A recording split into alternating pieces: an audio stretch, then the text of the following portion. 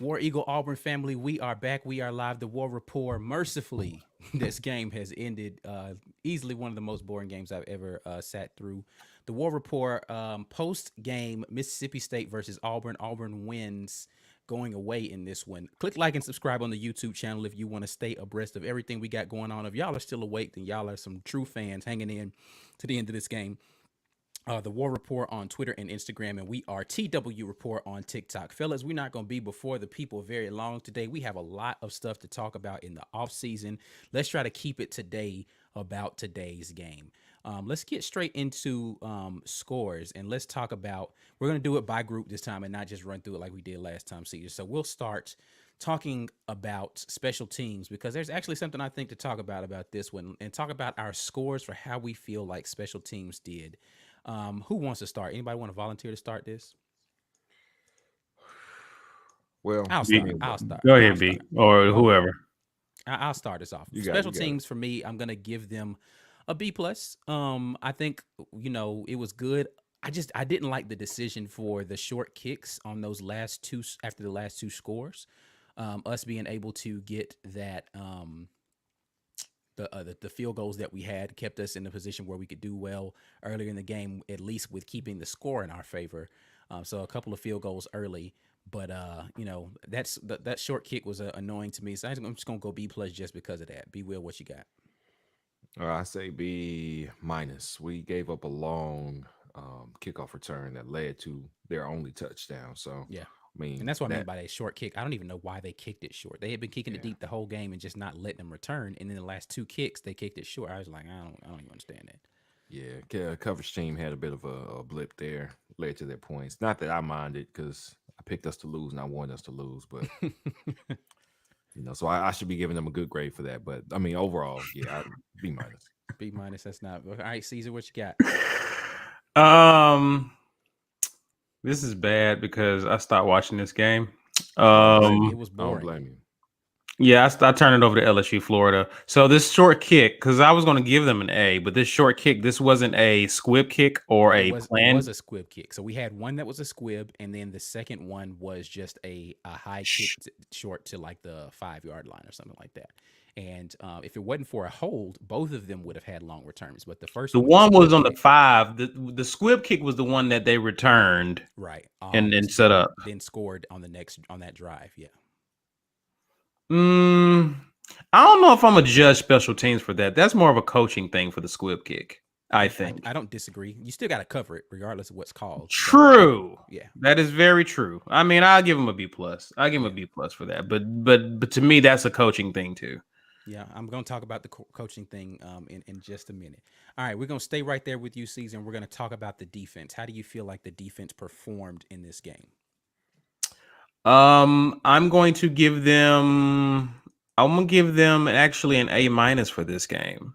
Um, Reason why is because for as bad as the offense played and as much opportunities as Mississippi State had, they played fairly well. I take that back. I'm gonna give them a B plus in some regards. There was some penalties and things I didn't like defensively. Now that I'm thinking about it, but for the most part, they did their job. They were, they would have been my key to the game had I been on the morning show. They just was going to have to hold back that air raid attack, and for the most part, they did. Um, that's actually the part of the team that I've been pleased with tonight, at least. For as much as hard of a time as I gave them the week prior against A&M, they didn't have to worry about a rushing attack, and they did most of their part in defending the pass. So I give them a B plus, man. All right, B Will, what you got? I say a solid B. Secondary looked good, but man, listen, they dropped a lot of passes. Mississippi State Yes, they did. receivers were Yeah. Trash, trash, trash. Their and receivers are trash. I mean, yeah, we might have actually been in the dogfight had they called half of the passes that they dropped. So, Sure. but I mean, it's still an incompletion, but I don't think it was incompletion because the defense was doing something spectacular. They were where they needed to be for the most part. I don't think we had any bust back there. But I give them a solid B. Everything else was decent. All right, Mike, since you just hopped in here, I'll let you give your opinion on the special teams and the defense in one fell swoop, since we had already hit that one. So defense was what we talked about, right? Like, we needed to have a solid secondary play. Brian very astutely noted that there were a lot of drop passes, but they did take advantage of some opportunities to get picks, right? But jump balls that were thrown up there. I thought that made a difference in us winning this by 2 touchdowns, right? Like, easily we could have lacked enough offensive production to lose this game. So the fact that we were able to get turnovers in this game was significant.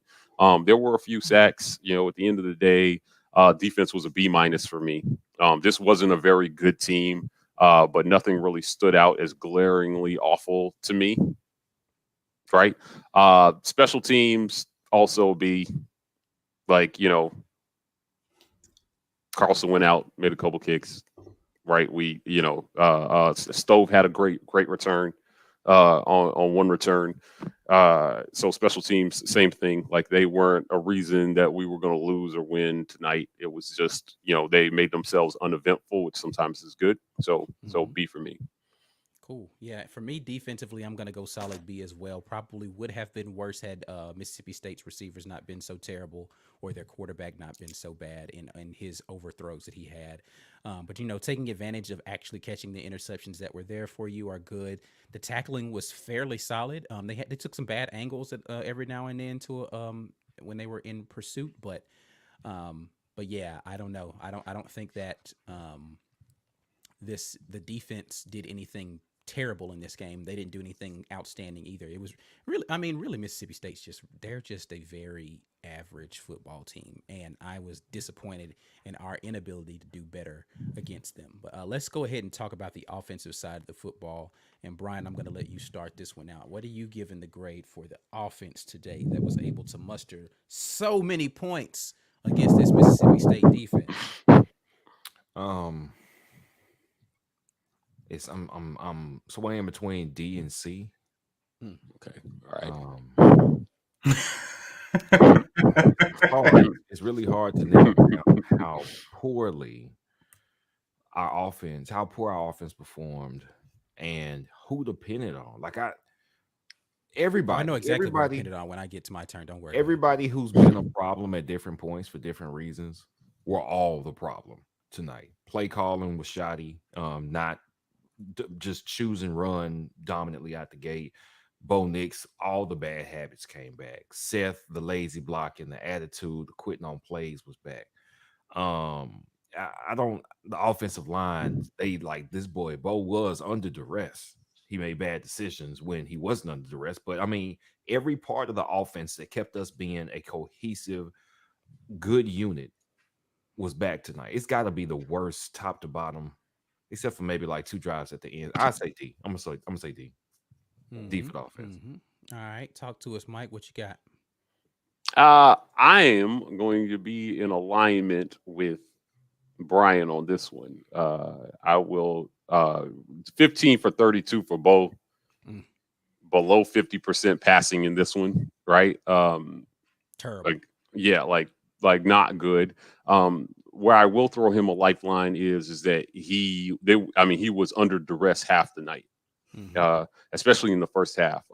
Some of his rollouts to the right that we bemoan so much, he didn't really have a choice. It was either take a sack or roll out of the pocket. He was given no other option. And so the fact that we did not have a plan for that, right? It didn't seem like we adjusted much offensively, to their pressure. So I'm not really sure what to make of that. But at the end of the day, when I'm looking at these stats, 5 for 16 on third down is poor. Terrible. 343 yards of total offense against this team is poor. Terrible. Right? 125 yards passing. Are you kidding me? Absolutely right? Terrible. We barely made it up the football field one time, right? Passing the ball. 8 penalties for 80 yards. Not all on offense, but there were some things there. He didn't throw a pick, so I guess that's something positive. We had 218 rushing yards on 36 attempts. I feel like it's fairly average.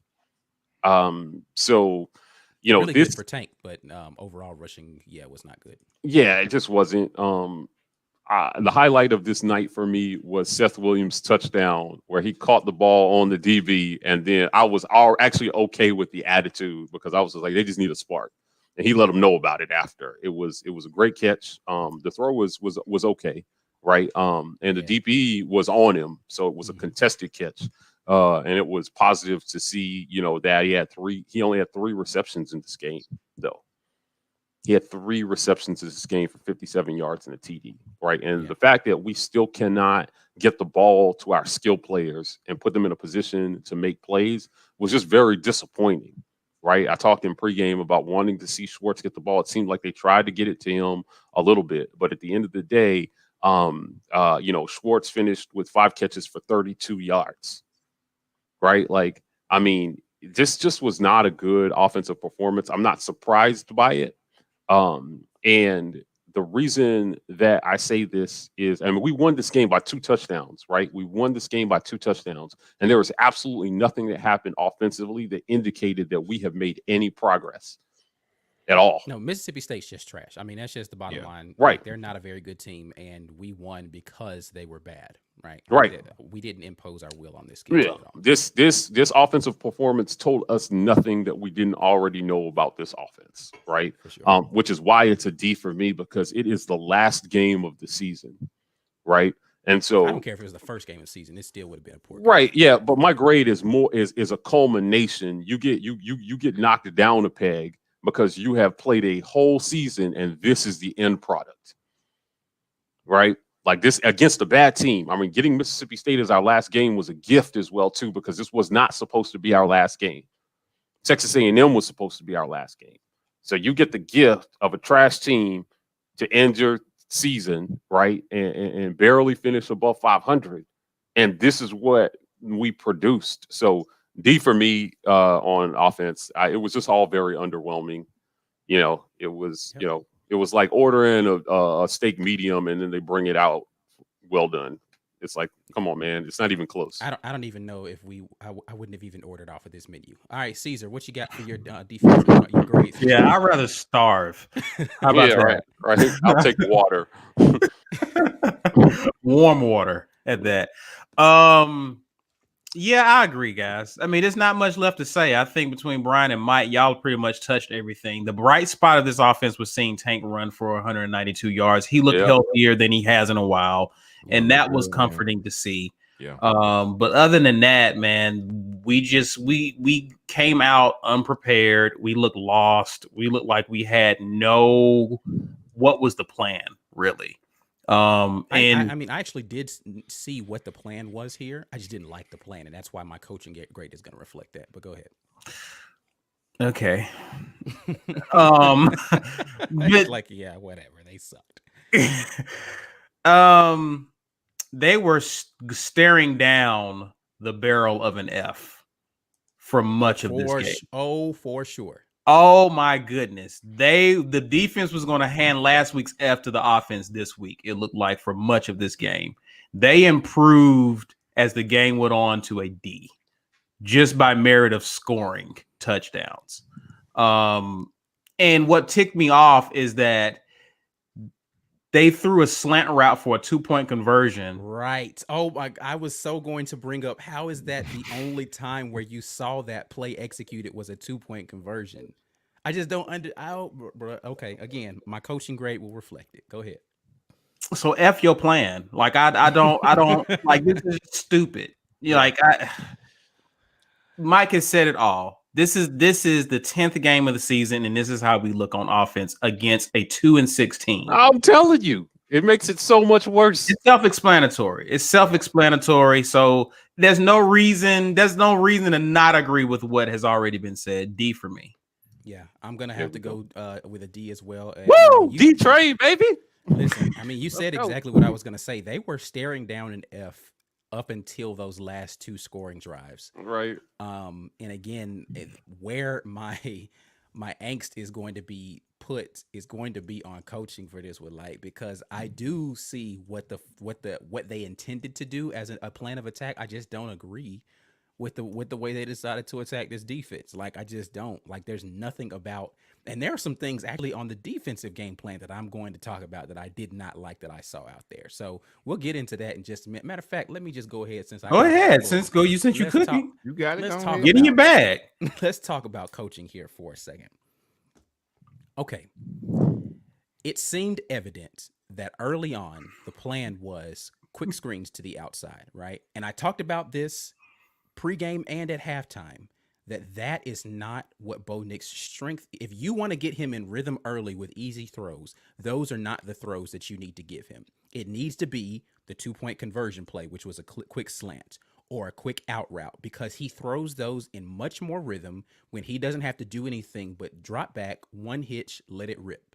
Throw it to the short side of the field where he doesn't have to throw it across a bunch of people, and if he's late, he's going to pay for it. Quick, easy throws to the outside or quick slants to the inside are the ways you get Bo Nix in rhythm. That's been indicative the whole season. The only problem early in the year is that we've had guys who've dropped those slants early and it throws him off, right? Right. So I understand that, but you still, if you want to put him in position to be good, you have to give him those throws. Number one. Number two, I talked about getting Seth Williams involved in the game early with throws that are catered to him, which are possession throws. You're going to give him, the back shoulder throws to the side. Those are why that needs to be. I hate to stop you, Ike. I hate to stop you. When was the last time we've seen a back shoulder throw? The game-winning throw against what game was that we won the game on that back shoulder? Was probably the last one that I remember they threw that to Seth. I don't even remember what game it was now, where we won it on the like next to last play. But yeah, that was Ole Miss. Yes, it was Ole Miss. It was the Ole Miss game. Those are the throws that Bo throws well. Seth runs and catches well. Did not see that for whatever reason. Okay. Don't understand that. It's clear that our offensive line is poor at pass blocking, and our entire game plan was to go away from the run early when they couldn't stop the run consistently. I'm not saying run it every play, but I am saying it should have been a heavy dose of the run much earlier in the game, and I think we'd have been more successful on those drives. Okay, so the game plan, again, quick throws to the outside, not good. Go away from the run, not good, right? Not getting Seth Williams involved early, not good. Defensively, I don't want to ever, and thankfully we don't have to because this is his last regular season game, see Big Cat playing any form of linebacker again on a field. He is not a linebacker at all. So the plan to have him play sometimes a drop outside linebacker, sometimes a middle linebacker in some sort of nickel or dime coverage, I do not understand that at all. At all. Like, this ain't the time in the season to be putting people in bad positions to allow for them to have poor games. Big Cat finally got him a sack, though, Brian. You might have missed that last play of the game. Big Cat got him a sack. I saw it. I saw it. But I just don't feel as if our game plan at all from a coaching standpoint indicated that we have learned anything about our team at all this entire season. And it also didn't indicate that we paid any attention to what Mississippi State's defensive tendencies were and try to go against them, because they blitzed consistently and they did nothing that was a blitz beater the whole game. Name a play that they did that was like, okay, if they blitz, this is what we're going to do to throw into the blitz. This is what we're going to do to counteract. They didn't do it at all. And they were consistently getting, okay, I'm done. It's an F for coaching for me. I'm going to let you cook for a second, B. Will. I'm done. I mean, what I can't follow you up because I am not as X and O as you are with coaching. What I look for with coaching is, did we improve from start of season to end of season? Does it look like the players are still bought in? We did not improve over the course of the season on offense. On offense, we did not. On defense, in some ways, but in some ways we did not. But I still make that more about talent, and talent is recruitment, which is not explicitly coaching. So I will separate that from coaching. And I will say a C, because even as we saw Bo play terribly, I don't want to put that on coaching anymore. I don't want to put you not setting your feet to throw, which are fundamental practice for a 12-year-old that's playing little league football. We're past it's Chad Morris telling him not to drift and throw. I'm pretty sure a guy that coached Deshaun Watson or coached a championship offense at Clemson is telling this terrible fundamental quarterback to set his feet before he throws the ball. I'm Yeah, fairly I don't certain put of that on coaching at all. I feel you. Right. So as we saw, who was calling our game? One of the commentators, was it man, it's the guy who played at Vandy. Was that who it was? Jordan Dwayne Elder Rogers. was one. Yeah. Okay, so he's like, yeah, so look, we got Seth in the slot right here. He's probably gonna have a little slant over the middle, snap the ball.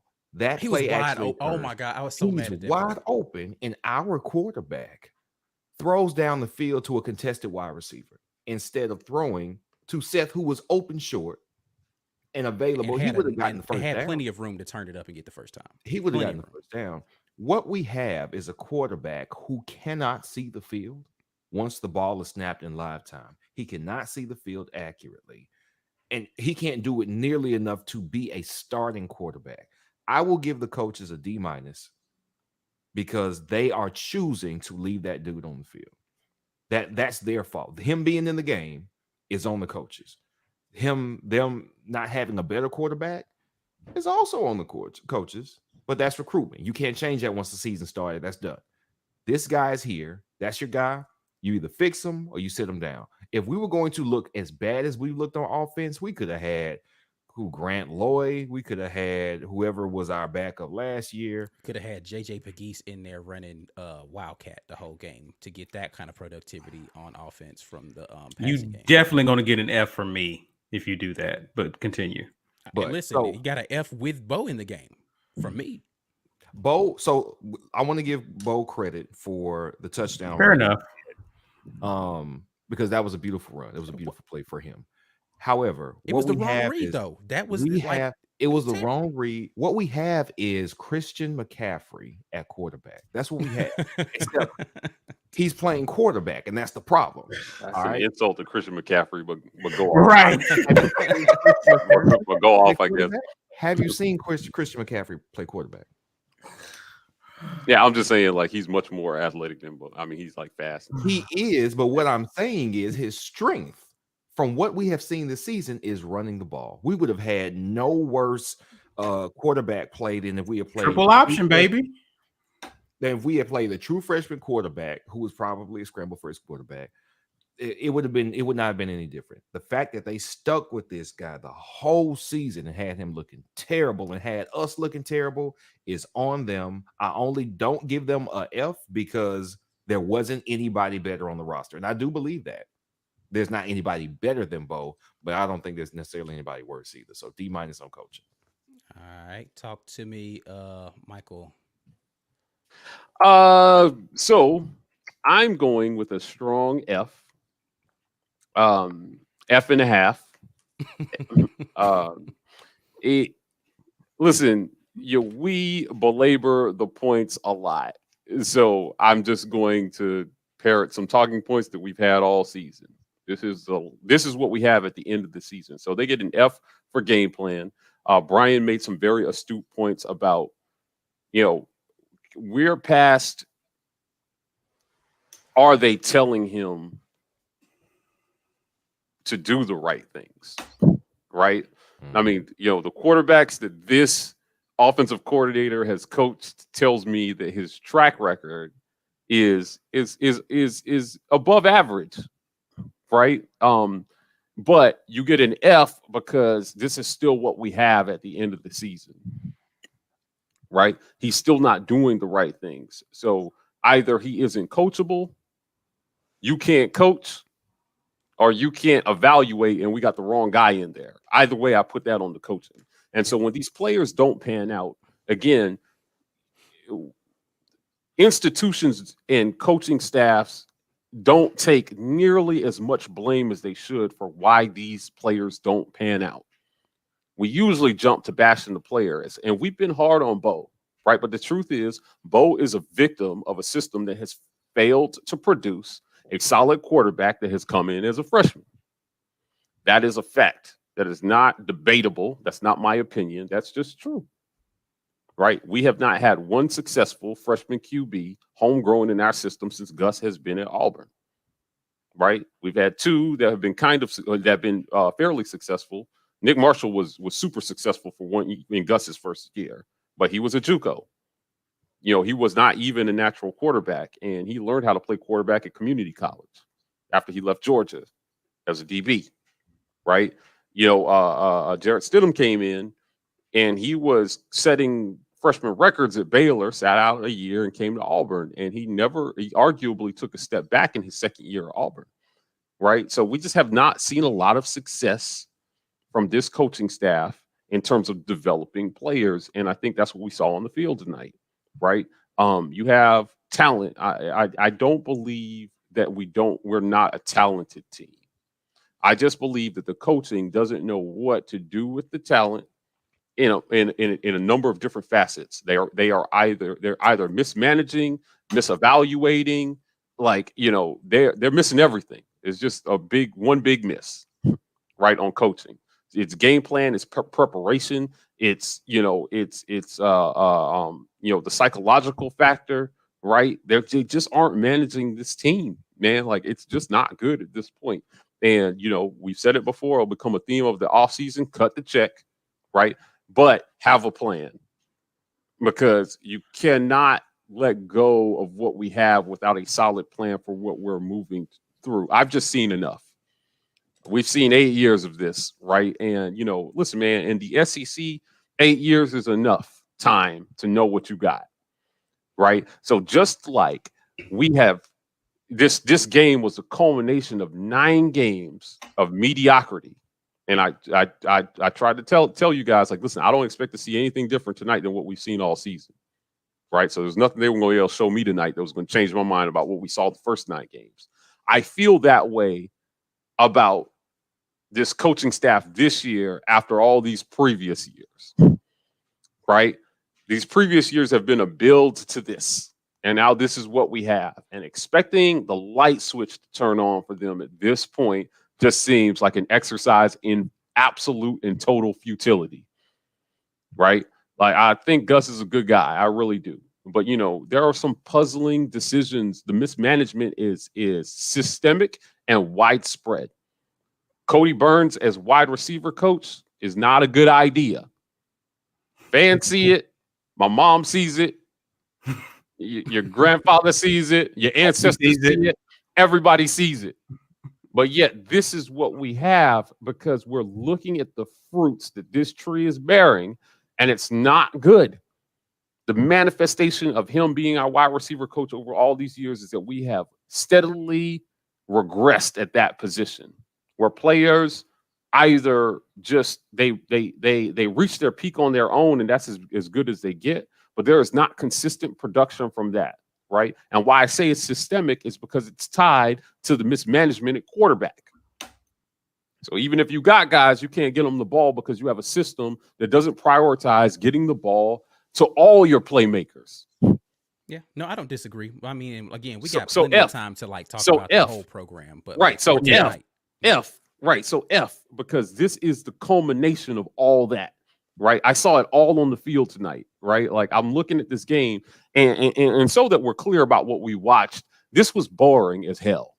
This was a boring game. Oh my God. Like, I was watching this and I was just kind of like, I was a little more interested in what was going on between LSU and Florida, because I kind of called that. But like, I was wondering just when that was going to make it into this analysis. I was like, what are we about watching? coaching? Right. What are we watching? What are we watching on the field? This is what this coaching has produced. Give me a break. I challenge any Auburn fan, whether you're watching this live or you're watching this, after the fact, right? And you're playing this back on YouTube, right? To explain to us how what we saw gets better.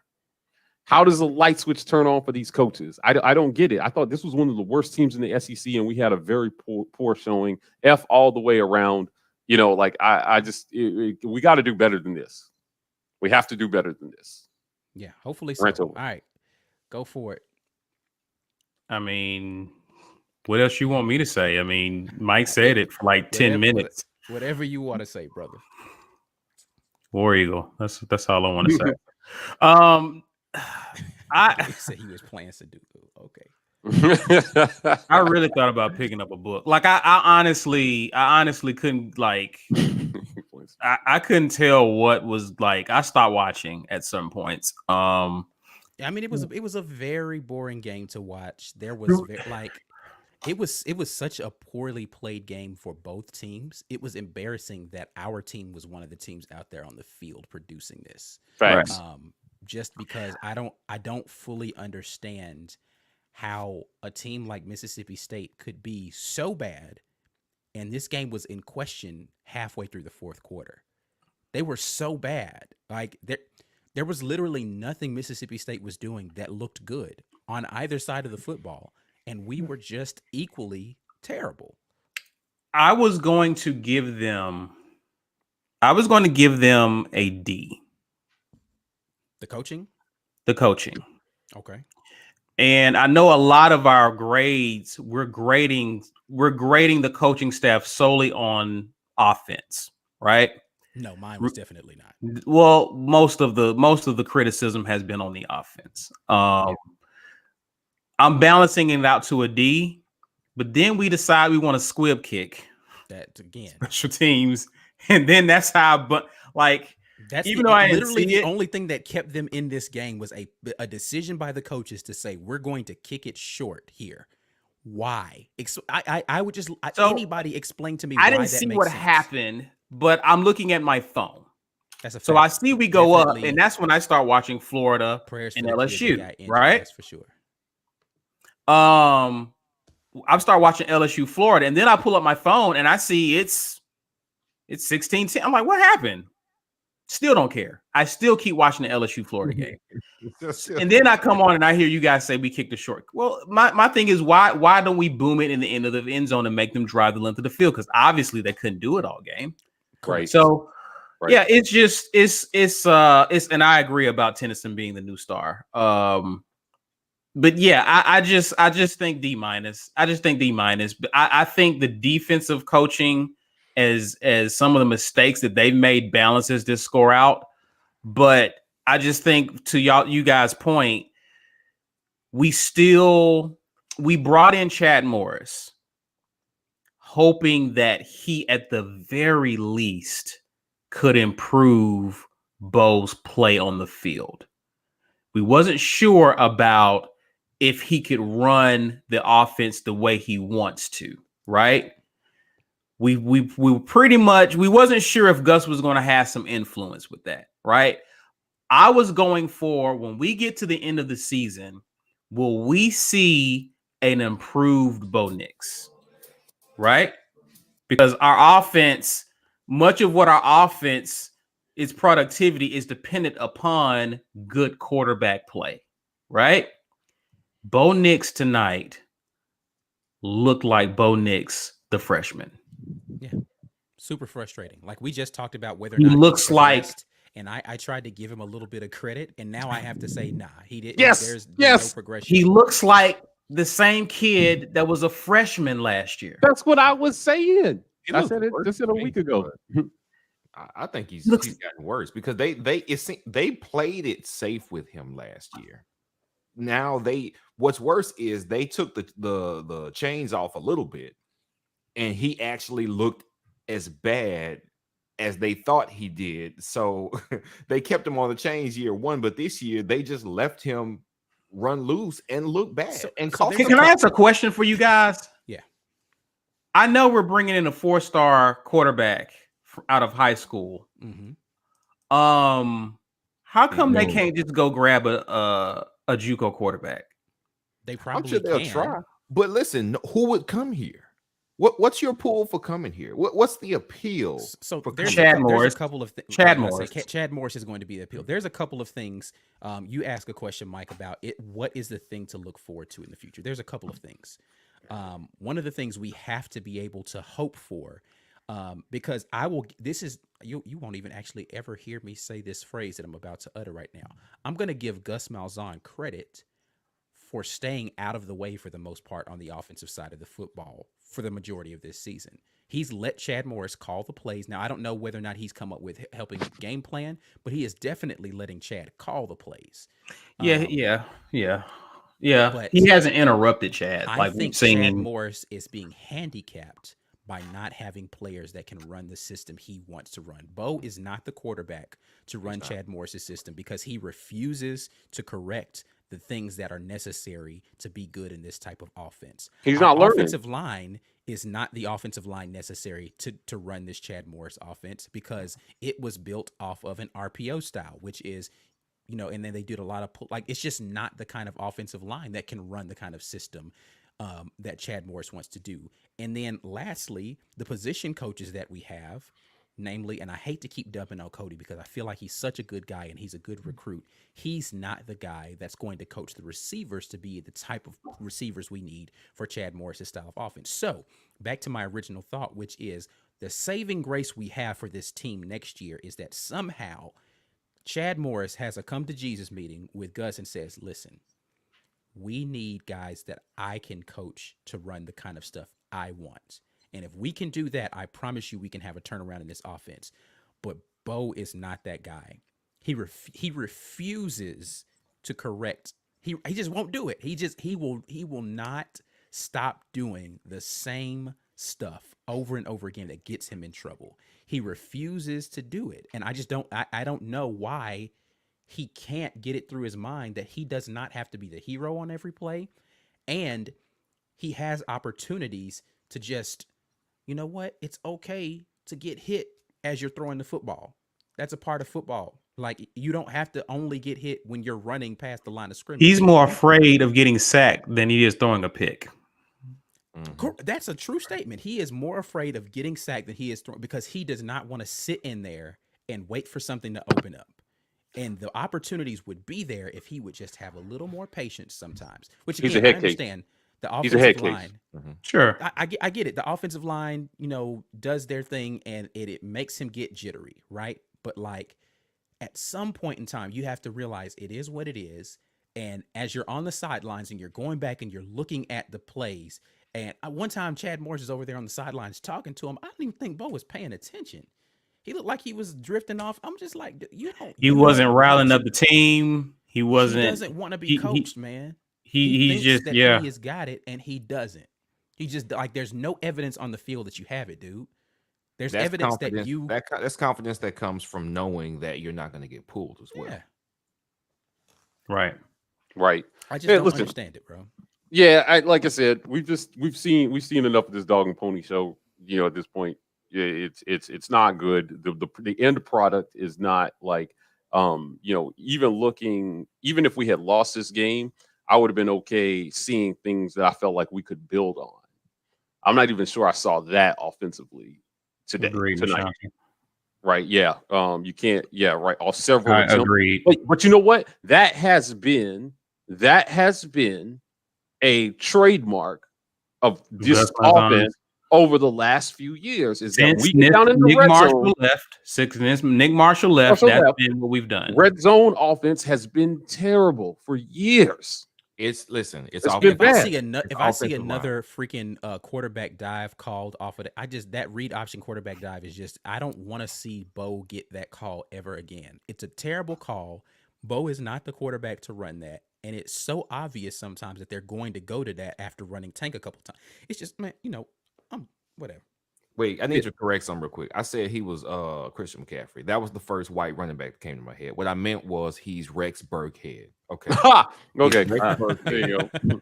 And he's playing quarterback, but Rex Burkhead doesn't play quarterback. See, he looks better as carrying the ball. Like you said, he's scared. He's completely scared to get blindsided. So he bails quickly and does anything not to get sacked. But when he's running and on a design, or when he chooses to carry the ball, He's looking for contact. Dynamic. He's trying to take people. Did you guys see him look all the way behind himself when he was Twice. scrambling out to the Twice. right? Like, I mean, he was like, yeah, let me see if somebody's behind me. So Yeah. here's the thing, and tell me, I don't want to really get into the racial. I do want to get into the racial bias because I'm about to say it. The racial bias when it comes to quarterback will not allow them to say the same things about Bo Nix that they would about a black quarterback who would do the exact same thing. Tell me I'm wrong about that. If Bo Nix was black and he was run first the way that Bo Nix is, do you think he would be getting more criticism about him not being the kind of quarterback that can, because he's still getting hyped up. He won Freshman of the Year last year when his completion percentage was below 60%. He's still being touted as possibly a guy who can take us to a national championship / win a Heisman Trophy. He has done absolutely, and he's not even that dynamic a runner. He's just average. He's better than average as a runner for a quarterback. A white quarterback. For a pocket quarterback. But right. Tell me Bo Nix being black, he doesn't get more criticism for the way that he plays. If you can convince me of that, somebody in the comments convince me. Yeah, I think that has kind of been a stigma just in general, right? Like, I think it has more to do with how is he classified? Did he refresh my memory. Did he come in as a dual threat? Was he recruited as a dual threat? Yeah, I mean, if you look, was he listed as a dual threat? And yeah, he was listed as dual threat. Yeah, he was listed as dual threat. Okay, so if he was listed as a dual threat, I think that that's a fair criticism from what we have seen over the years, right? Where he's taking a fair amount of criticism for rolling out. Yeah, they said it some on the broadcast, but I'm not talking about criticism of his game. I'm talking about he would not be touted as this potentially great star in the future if he were a black quarterback. Like the criticism would waver into people wouldn't be saying, "Oh, he's going to get better." Yeah, I think it's a subconscious bias. I think that's my point. Yeah, I think it's a subconscious bias, right? Because to say this, right? Some people might view that as a controversial statement, right? And certainly it is what it is, right? But I want to say that's part of the reason why we started the War Report, because if you listen to the national pundits, it's like they don't even see what's happening with our team, right? So again, for anybody every time Bo makes a good throw, they're saying that's why they recruited him to Auburn. That's that greatness, and we're like, what? This is the end of year 2. That's the same stuff he was doing day 1, year 1. Right.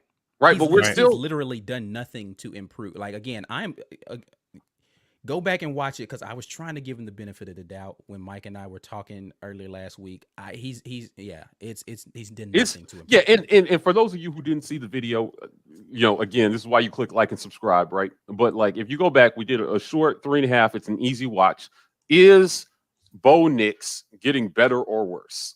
Right. And the argument that I was making is that in our league, if you are not improving, you are regressing because everybody is passing you by.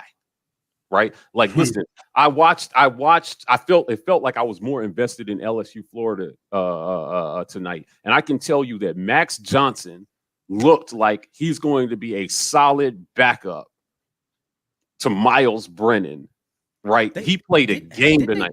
The other quarterback that was the quarterback that blew our game, isn't he a true freshman too? Yeah, right. They have 2 guys at true freshman that they were willing to put in there, and one of them went out there and beat Florida today. Yes, I'm telling you, like, listen, he threw a beautiful 5-yard touch pass that I swear to God, I've never seen Bo make this throw.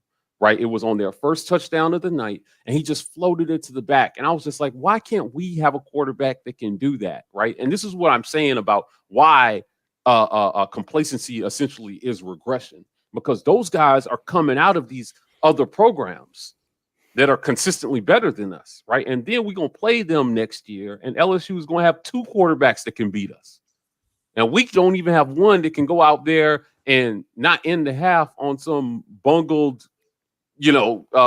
mismanagement. So, I think, to me, he's regressed in year 2. Now, the statistics may look a little better, right? But he was at an all-time low last year, 57%. Man, he was bottom of the league, and he won Freshman of the Year. To your point, Ike, SEC Freshman of the Year. Guys, his numbers tonight look like they did last year. This is how he used to look. Yeah, on the road against the worst team in the SEC. He didn't even complete he didn't even have 50% on his passes. Right. Rhett Lashley was Rhett around when he was always Cam was there? Coach. He was a quarterback coach then. Under Gus. Under Gus in 2010? Yeah. Okay. I mean, listen, I would argue that neither one of them had anything to do with Cam's development. Cam just came in and played his game. I think Cam was that dude. Yeah, he was just that guy, right? Like he came in and played his game, and he made passes, and he learned how to be a better passer. He was the quarterback's coach. Yeah, when Cam was here, right? Yeah, but I would just argue that neither one of them had a hand in his development. I think Cam just came and balled and left. It was 1 year deal. Right, like I agree with it about Nick Marshall though, because Nick Marshall did get better as a passer in year. He did. He improved marginally. Right. Yeah. He improved marginally. We asked him to do a lot more in year 2. Right. In the absence of Trey Mason, but like I just really think that the story here is just a lack of development that we've seen. Right. Players aren't getting better. Bo's not getting better. I mean, we talk a lot about Bo because that's the most high profile position on the field. Right. But the truth is that what's happening is truly systemic. So it's happening everywhere. Right. It's not just Bo, it's everywhere around him, man. It's offensive line, it's receiver, right? Like it's the whole offense. Right. And then you have then every once in a while, hold on, let me finish. And then every once in a while, you have a dynamic talent that comes in that transcends the mismanagement, like Tank. Right? Tank comes in and he's better than the mismanagement. So he's running for 192 yards. But do I think that his development has anything to do with this scheme and this coaching staff? No. Not really. No. I don't. I just think that Tank is that dude. Just like Cam was that dude. Just like Nick Marshall was that dude. Right? Like, every once in a while we just get a player that transcends the system and then it buys them a few more years. And they've run out of those get out of jail free cards over the last few years. Right, where there was no savior coming in at quarterback, right? Listen, not a lot of people remember this, but the almost heir apparent to Cam Newton was almost Russell Wilson. I remember. Yeah, I remember that. It was almost Russell Wilson, and Russ looked at what we had, and he was like, "Nah, I'm going to Wisconsin. Better offensive line, right? Like better situation." Because I'm trying to go to the league. Yeah. He probably wouldn't even be married to Sierra today. Right. And so again, Gus was around for that. So like I'm looking at this and I'm just saying, when you look at this, there's a pattern here that goes back a decade, right? Yeah. Really. I mean, it sounds wild to say, but it goes back a decade. Where he had a 1 year choice to make as a graduate transfer, right? And I was just like, man, how far did that set our program back? Russ could have saved Chiz's job, possibly, or we would have ruined his chances to get to the league as a 3rd round draft pick that year, right? Like so, they ran out of those get out of jail free cards, and they had to develop a freshman QB. Now we're watching them transfer. And it's like, just who's next? What do we have to look forward to next season? Right? What was the guy you said, Caesar, that we're recruiting, the 4-star? Demetrius Davis or something. Okay, we'll cover recruiting in the offseason, right? He looked like young Lamar Jackson's what he looks like, honestly. Yeah. I'm just thinking to myself, I'm like, all right, well, here we are. Who's next? But I don't want to focus on players anymore. It's got to be coaching. Until there's a system change, I don't think it's going to matter who the players are. Okay, so right. I want to disagree with you a little bit. All right. Okay. The only reason I want to disagree with you a little bit is this. We know now, I want to say, if you know that your system cannot make people better, your system will work. It will work if you get outstanding pieces in the system. Like, that's the only way it will work. That's it. You have to have a competent, of at least good offensive line and outstanding quarterback. Is that possible? To me, all that says is when you're on the recruiting trail, you sell out on offensive line, you sell out on quarterback, and you let the rest of the dudes just be dudes. It doesn't matter. Listen, man, Cam Newton was throwing to Emory Blake. He was throwing to Cody Burns. He was throwing to who was our possession receiver? It was Terrell Zachary and Darvin Adams. Okay, so listen, none of those guys made to the league. Not one. Not one of them. I think Emory Blake got signed after the draft. He got signed, but he didn't. Yeah. Okay, so listen, and I don't mean that they were bad for us because they were sure-handed.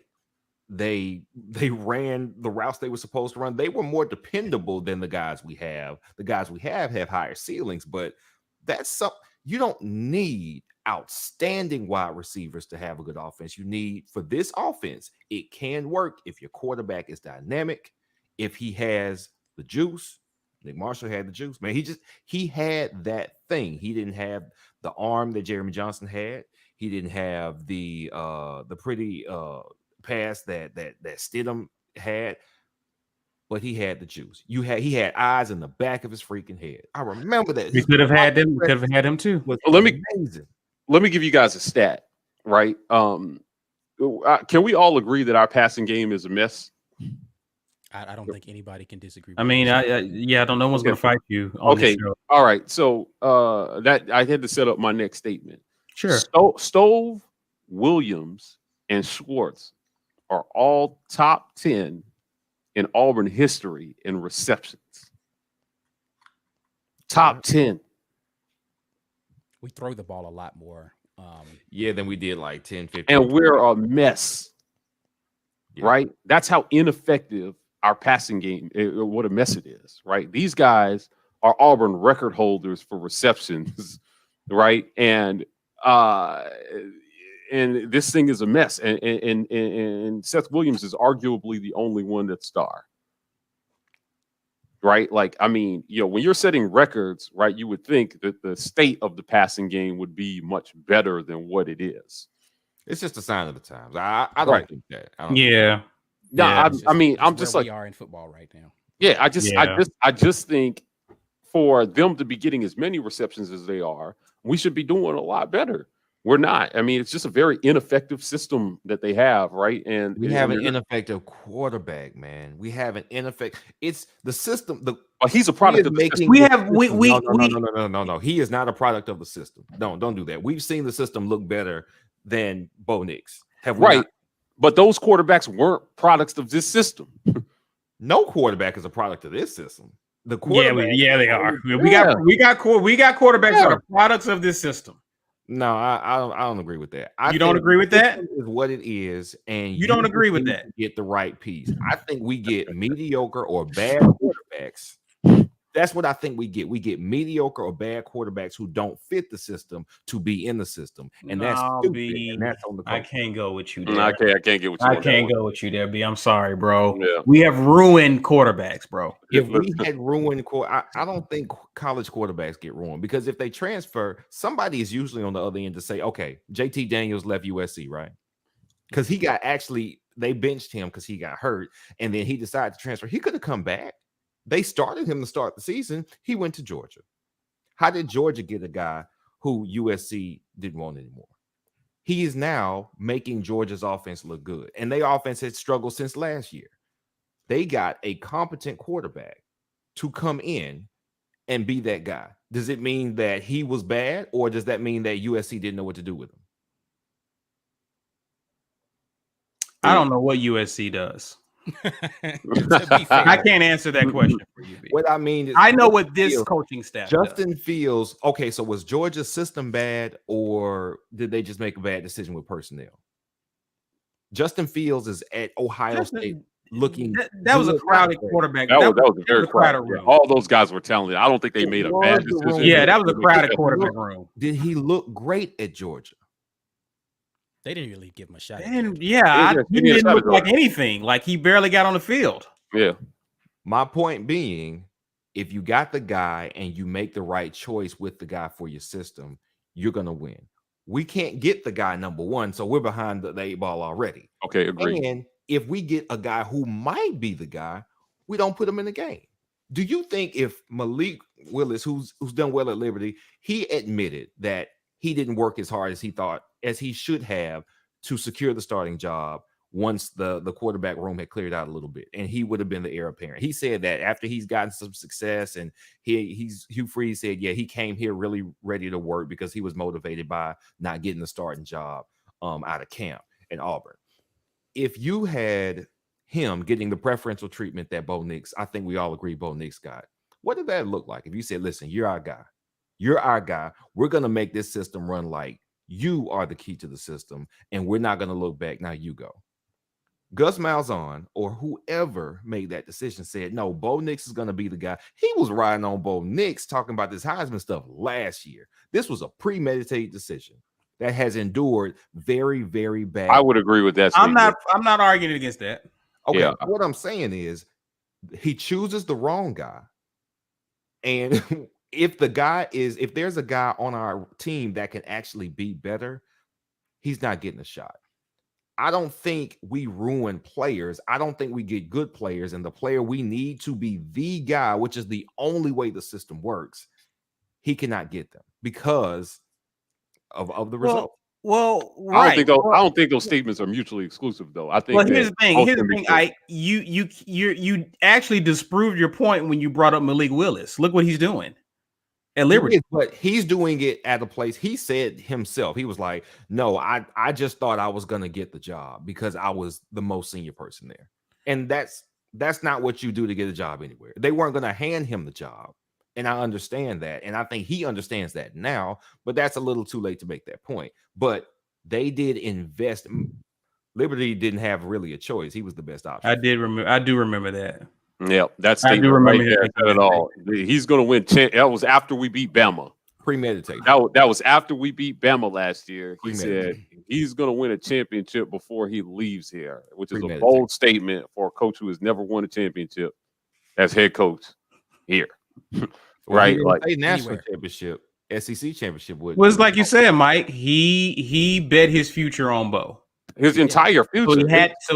So you know, that's just him doubling down. I said that last season after Gatewood transferred, right? Like, listen, Gus has bet his entire career at Auburn on whether Bo Nix turns into a championship level quarterback, not even whether he wins one, because you know what happens with the other team has a lot to do with whether you can win it or not, right? But like, you know, if they were even playing to potential or more to potential, you know, these discussions that we're having would sound a lot different, right? Right now, we're doubting everything.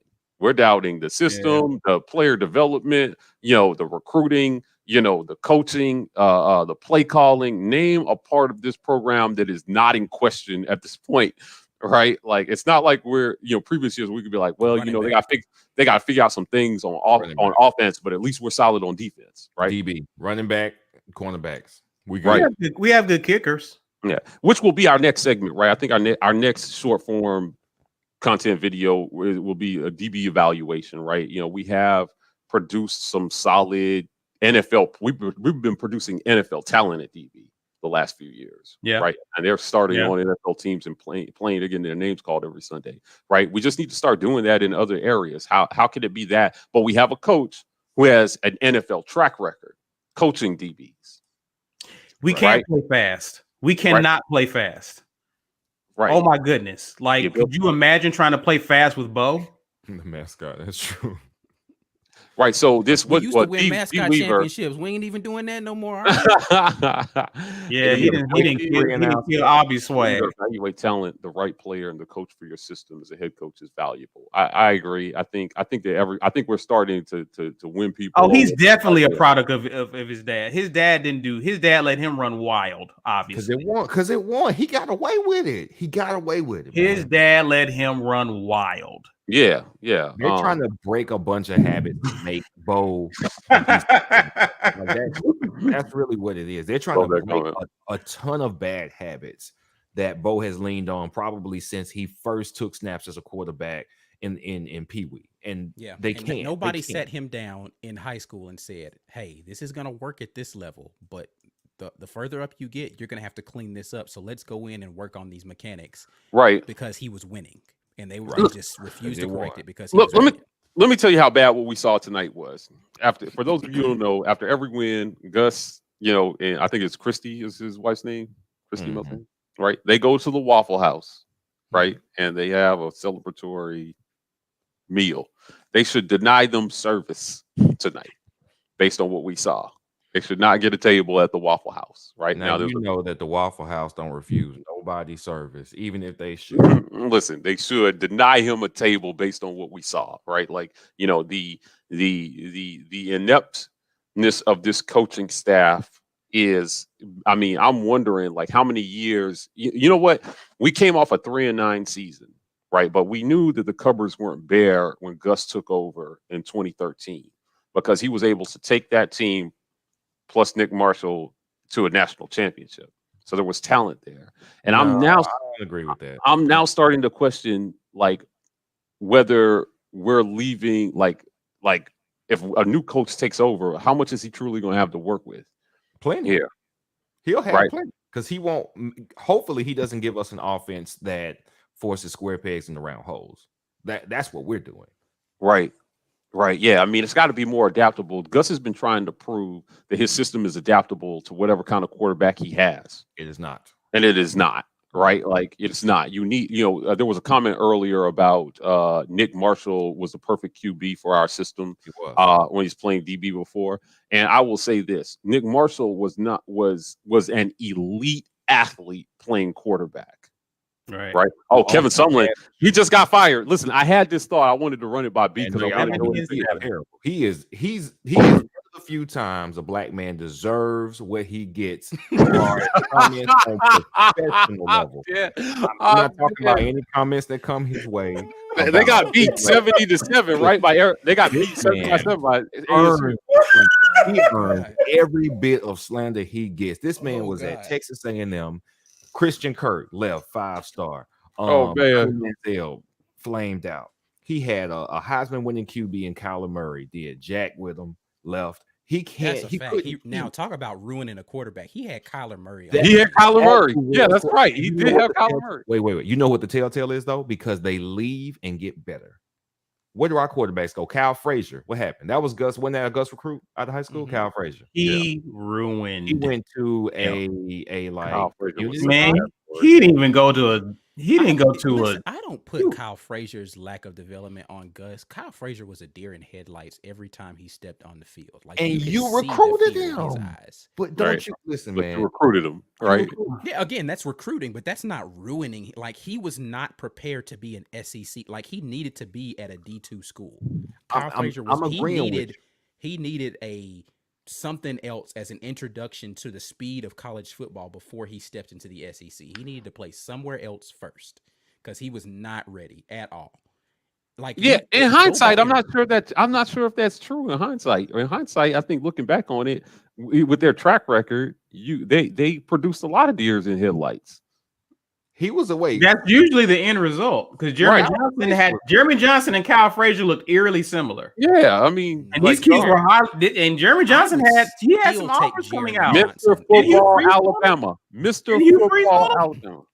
So again, we have to argue completely different points about Jeremy Johnson and Kyle Frazier was awful.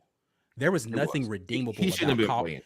Name a play that Kyle Frazier made his entire time at Auburn that was redeemable. Jeremy Johnson at least had one or two plays where you was like, okay, I see what y'all saw in him. Now Jeremy Johnson had that legendary half against Arkansas. Kyle Frazier didn't produce for the following year because Nick Marshall got in trouble in offseason. Name a game Kyle Frazier did that.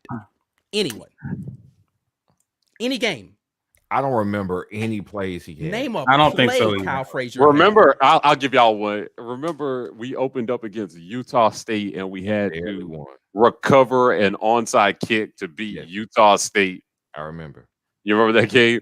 And I was like, yo, like, and then after the recovery, because you cannot advance or onside recovery, right? Like in college football, he drove us in for a touchdown and we won the game. When did Kyle Frazier started playing? 2011. That was his first. He was right after Cam. Was he? Mm-hmm. Yep. You know why you were? I thought it was a kid. Wasn't it the kid from? It was one of them kids from Birmingham. I thought started because I remember we Trotter. Trotter played. he played. Kyle Frazier played. Hey, that's his parents' fault, bro. That's not Clint good. Moses. Yeah, like, come on, bro. How you gonna put that on him, bro? Like, listen, he had no control over what went on the birth certificate. You get to college, you change your name, bro. Yeah, You all right. put you in the game. Down to the name, to change the name office. That shows he doesn't know how to call an audible right there. But listen, hold on. Tomlin had all-world college talent at the quarterback position and some wide receivers too. I'm gonna have to concede Kyle Frazier because he was bad. He was. He bad. was bad. It was bad. Awful. He was. Yeah, So He was bad. Now let me ask you this. Yeah, because I thought Trotter played. Did Kyle get in later that year? Because I thought they started the season with Trotter. Yeah, I they don't started with remember somebody that. else. He came in sub in sub duty or something like that. But every time he came in the game, I just Yeah, knew he there just was looked going to be a bad. turnover. Right. I Yeah. just knew it. And then Yeah. Malzahn left after that year, and then he was just left to Chiswick and his cronies. Oh my goodness. Mhm. It was so bad. The kid from Leroy High School. Leroy High. So yeah, I mean, it's been some bad Clint Mosley. Oh my God. Woo. Well, we are jumping Was into he way Mr. back with Alabama? season tonight, right? Nah, he wasn't. Justin Powell. Basketball. Oh, basketball. Yeah, for sure. Okay, I'm sorry, I did not turned on my basketball brain yet. But yeah, so I mean, we've talked it to death, guys. This is bad. We're gonna talk about the future of this program and what happens. Guys, stay tuned. We just want to belabor Listen, just how disappointed we was in the long coaching staff offseason. tonight.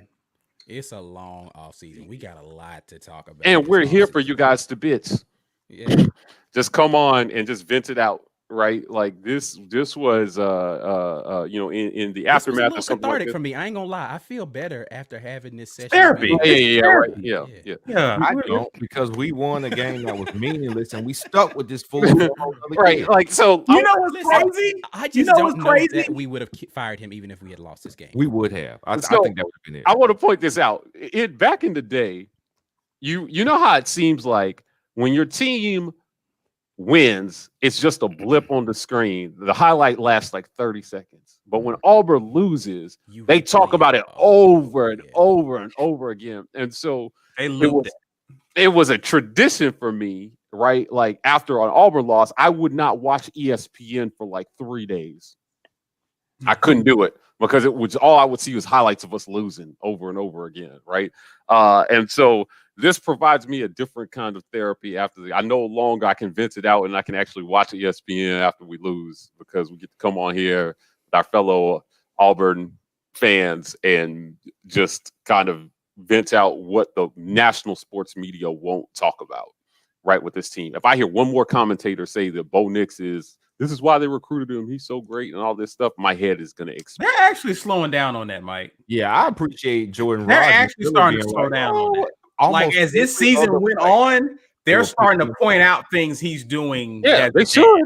It's the last game of his But second season. But I'm just wondering, like, what took y'all so long? Just so to see long. this? Yeah, We- in fair, we- yeah, that's fair. That's fair. Yeah. That's Yeah. fair. I mean, to Listen to be this for fair, 2 years. they watch way more football. Bro, We every watch time our they team, hype Bo watch a Nix bunch of up, folks. they will go straight to that Oregon game. That Yeah, for one sure. throw to Seth Williams, like He lived on that one forever. The like, legend fam, of we Bo, playing, the fam, we legend playing of Bo Bama. Nix We're begins. playing Bama now. Like, Yeah. there's a lot of games since then, and he's stunk it up. Why are you I mean, showing that one highlight? But I mean, you know, the national media is terrible about regurgitated narratives. Anyway, they talked about Jared Stidham being a transfer quarterback from Baylor for a year and a half. No, they talked about him just being from the state of Texas for 2 years. We'd be playing in Mississippi. Jared Stidham, he's It's just so a hop, skip, bad. and a jump away from Texas, where he's from. I But was who like, cares? y'all don't know do anything else to talk about thing. but this same rehearsed narrative over and over again. It's like we know that. We watch this team every week. And Like Cam Martin is also from Texas. Mhm. Well, if y'all don't talk So, about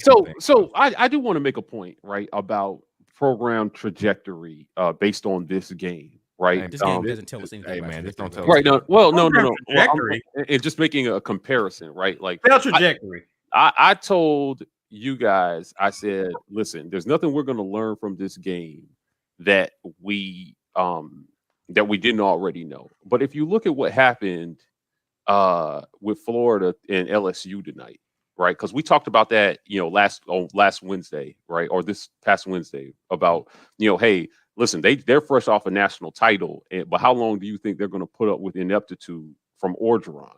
Not as long as we put up with it from Gus, that's for sure. But Right. tonight, if you were an LSU fan tonight, and what was pretty much the failure of a season, you got hope in your last game that they are going to be able to find something, right? And I've been saying this about LSU. Like, listen, Brian nailed LSU, right? I will admit, I underestimated the amount. They said it in tonight's game. There are 16 guys or something from that last year's team on NFL rosters. So they lost more than a lot of people, have ever lost. That's actually, and two coordinators. I saw And a two coordinators. statistic about that actually, where it showed the number of starters that were gone from a national title team and where they ended up the next season. LSU, like, I think, was only one more than the biggest loss of any national title team in the last ever. decade. Yeah. But it was only one person that was more, like, the before that it was 15. They had lost 16. Those other teams all finished above 500 except for LSU. Right.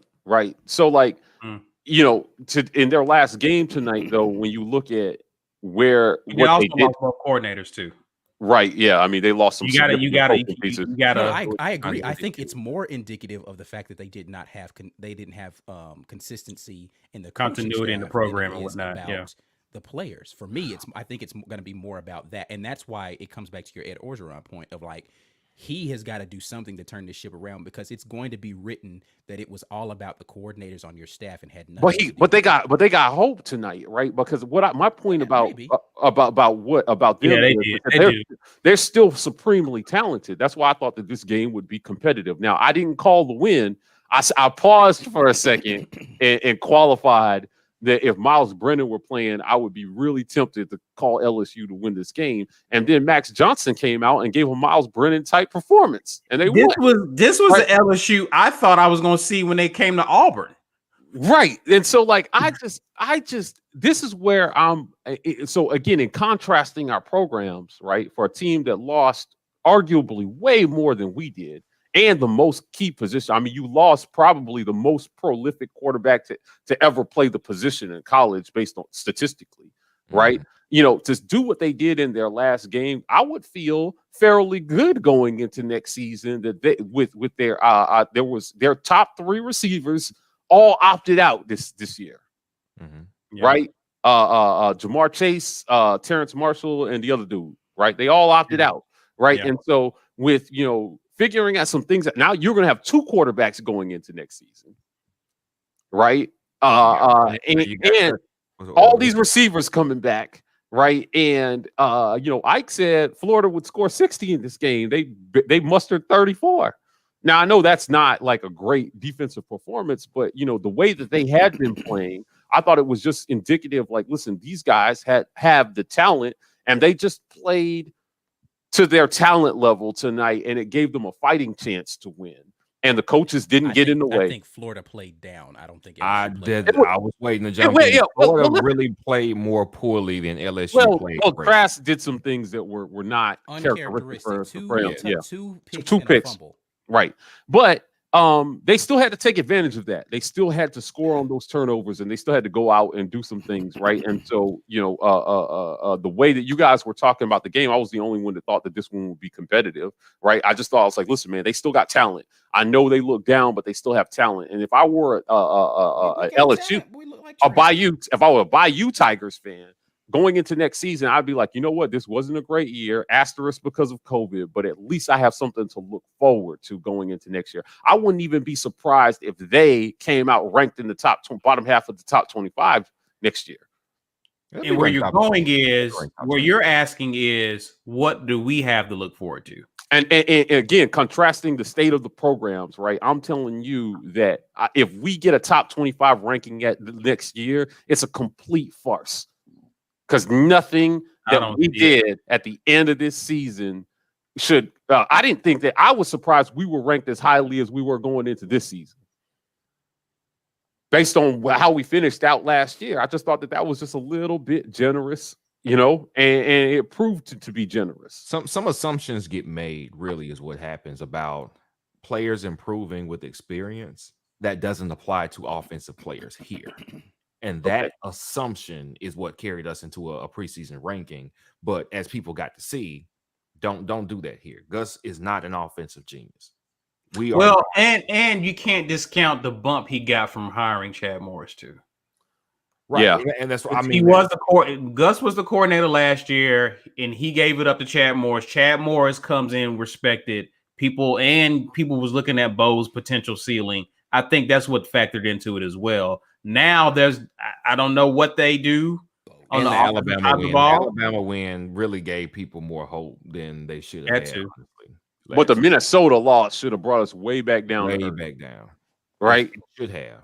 It Should have brought us back down to earth. Well, So again, that just goes to show you that a lot of these guys don't watch our team. They just Mm-hmm. go and they're looking at, narratives, but they're not watching the football games for real. You can't convince me that you've watched Auburn football over the last couple of years. And to your point, Mike, have a whole lot of hope for us turning this around, because there's nothing that indicates we're going in the right direction. yeah, If right. anything, we are staying as stagnant as possible. We have been a middling football team in our conference for the last Which is 2018 progression because 2018 other is teams around an you are getting anomaly better.